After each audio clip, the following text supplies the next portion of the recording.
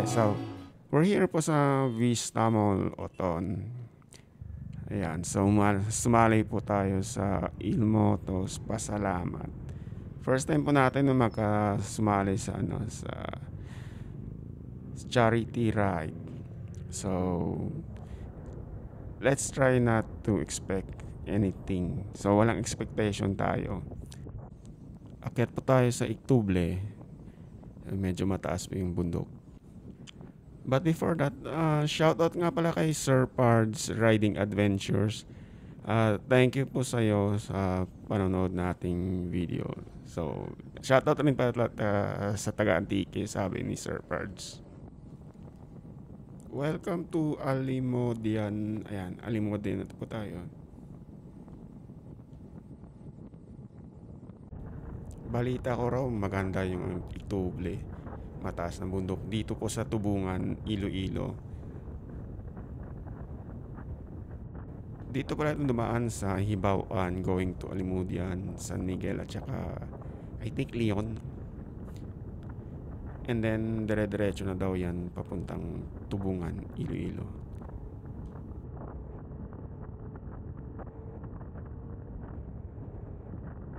Hit na rin po ng subscribe, like, and notification bell para po sa ating future videos na motovlogging.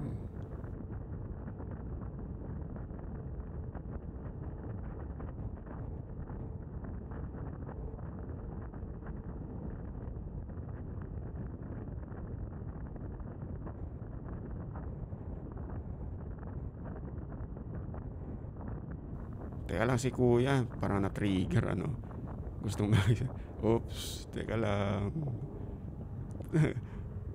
Kulit ni kuya Gusto sumabay sa sa CB 500, sa 650R for inline. Okay, so yung beneficiary natin is Tagal family. Magsasaka po yung trabaho ni tatay at saka labandera lang po yung sinanay.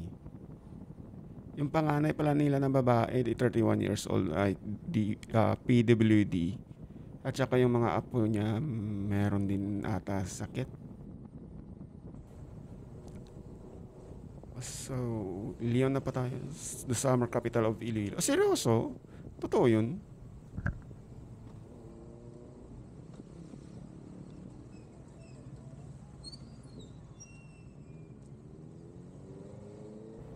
Ang ganda rin ng bayan ng Leon, Gawa natin kahit ng vlog.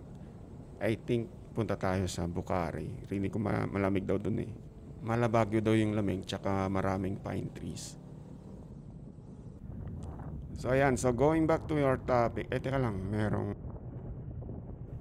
merong checkpoint. Pulisya, Tubong. Sila ata itong escort natin paakyat ng bundok. Suportado ng LGU at saka yung mayor ng Tubungan itong event natin. So yung padre di pamilya pala ng beneficiary natin, meron atang katarak at saka hindi rin makarinig ng masyado. So hopefully yung nakalikom natin ng pondo na to ay makakatulong po sa paggamot. And hopefully masaya rin sila, mapasaya natin. Teka lang, parang mataas nung slope na to. So kumakayanan natin. First time natin pumunta ng ng bundok. Nagamit ng Z650. Itong natin, yung goma natin. Pang sports pa. Dunlop pa to eh. Sana makayanan natin. Medyo madulas kasi to. Lalo na sa putik. Andito na siguro tayo. I love it. Thank you. I love Ictuble. Siguro malapit na tayo,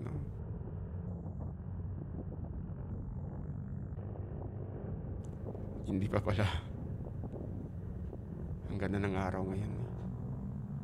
So, sana walang ulan, hindi Ay, anong nangyari kay kuya? Teka lang. Hindi ako makahinto. Sorry. Mabigat kasi itong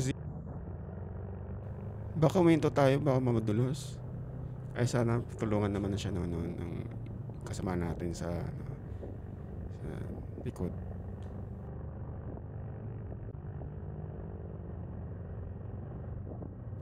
Matataas ng mga damo tapos nakaka-blind curve.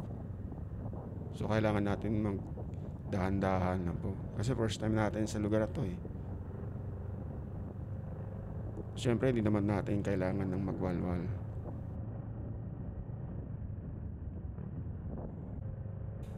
Parang okay itong ano eh, itong Ituble. Balikan kaya natin next time. Maraming ata itong camping site, tsaka hiking. Oops. Anong meron sa harap? Okay. Okay. Landslide to eh. Landslide data ng last week. Buti naman hindi mulan kagabi. Pag numulan to, sigurado hindi tayo makasali. Wow, ganda ng view. Kitang-kita ko na. Try natin mag-stop over mamaya. Mapalipad ng drone. Ops kuya. Handahan lang. Importante yung buhay natin. Pag bumaba mamaya, try natin umito dito. At kumuha ng shots. Ganda oh. Ayan oh. Tulad ng mga shots ng ibang motovlogger nakikita ko sa Cebu. Ang ganda naman ng mountain.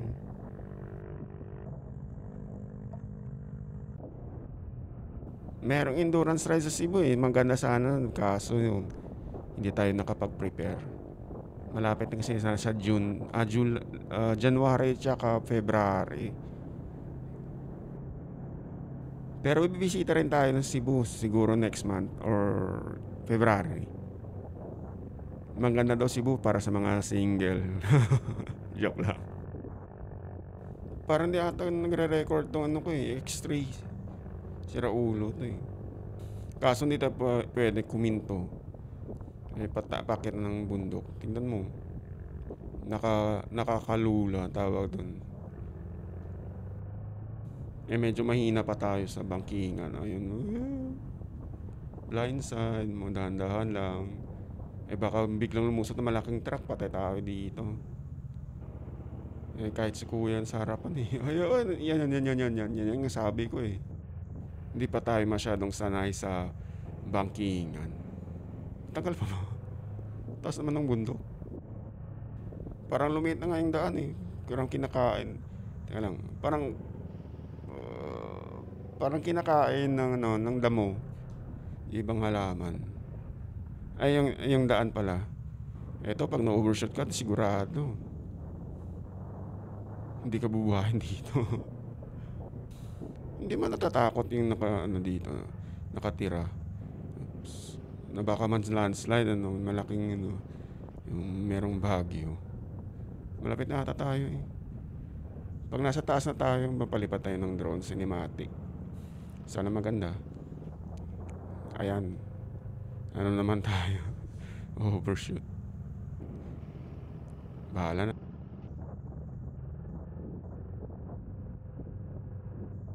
Ayan, tingnan nyo. Yung daan. Lumiit. Kasi hindi naman dinadaanan masyado dito.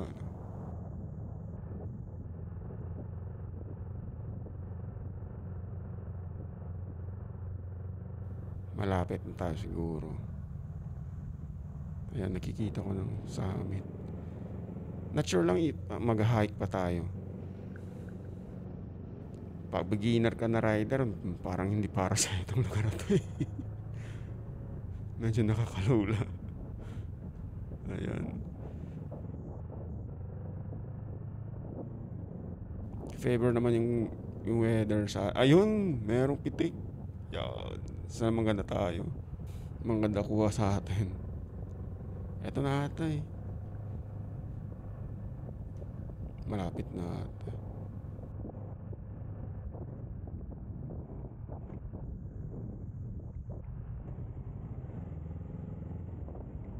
Ayun.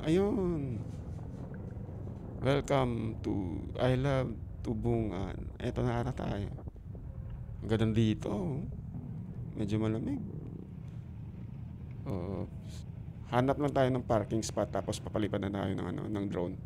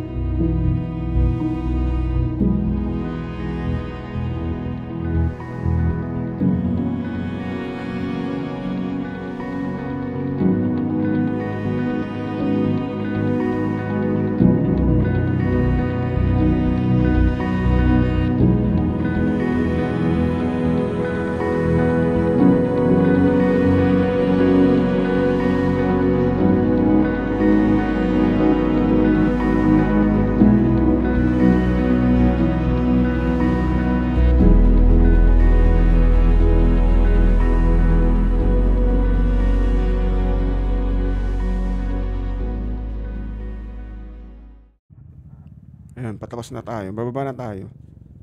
May konting... sige, ano lang, ano lang. Meron lang tayong konting program. At saka merong performance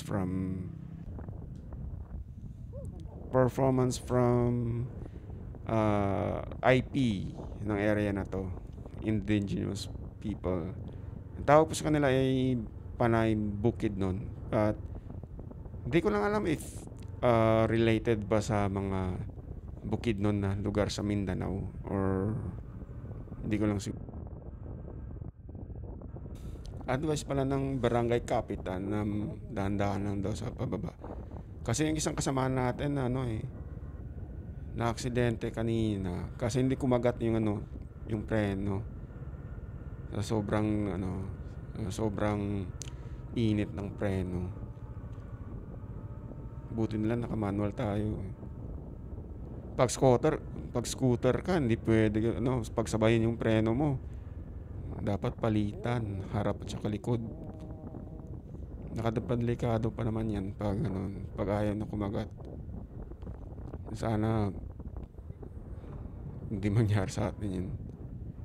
Engine braking lang tayo. Gear 2 tsaka alalay po ng ating yun ng ating preno, harap at likod. Alternating lang. Wag nating sabayan. Yan. Ang hirap naman ito, no? Yung sharp curve. Tapos maraming damo, hindi po makita yung kasalubong mo. Pero honestly, maganda yung view dito,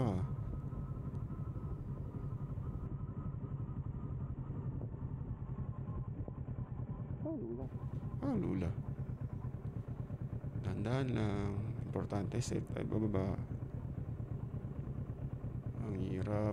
Mabigat pa naman tong motor ko eh. Ang hirap.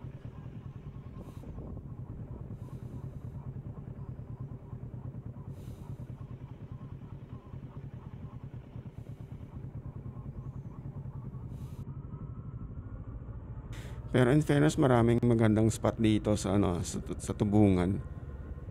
At if ever na makapunta kayo dito, daan po kayo sa Igtuble. Ah, Simple lang naman na requirements. Punta ka lang ng tourism office sa bayan. Tapos magbabayad po ng tour guide para na rin sa safety natin pag umakyat kayo dito. Tsaka if ever na merong yan. Teka lang ah. Yun, ay, ayan yung ay. Yan yung sinasabi ko eh.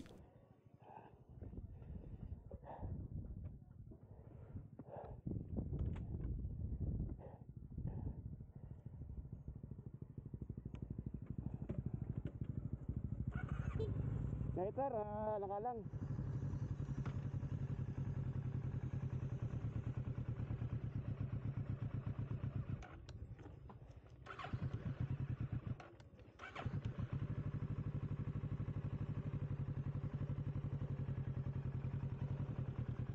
Nakaka-stress naman to. Na-imagine nyo ba yung mabigat na motor tapos parang hihilahin pababa? Eto ngayon eh.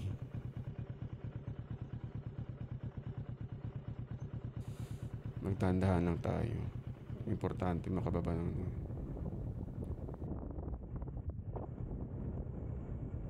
ayun, mag-register lang po tayo sa tourism office. Tapos kumuha ng tour guide para rin sa natin, safety.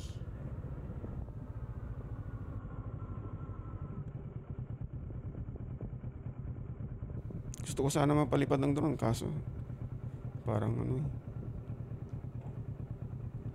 picture lang. Kaso problemahin ko baka aksidente tayo dito. Susunod na lang po. Sakit na ulit.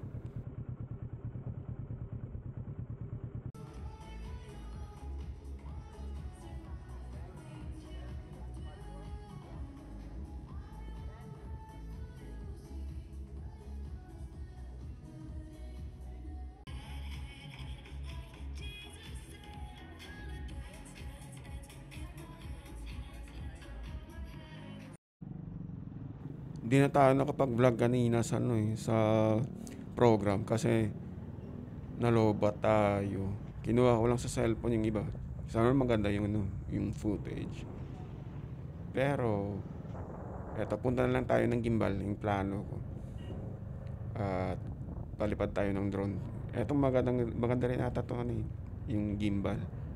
Maganda yung nila, yung lumang simbahan.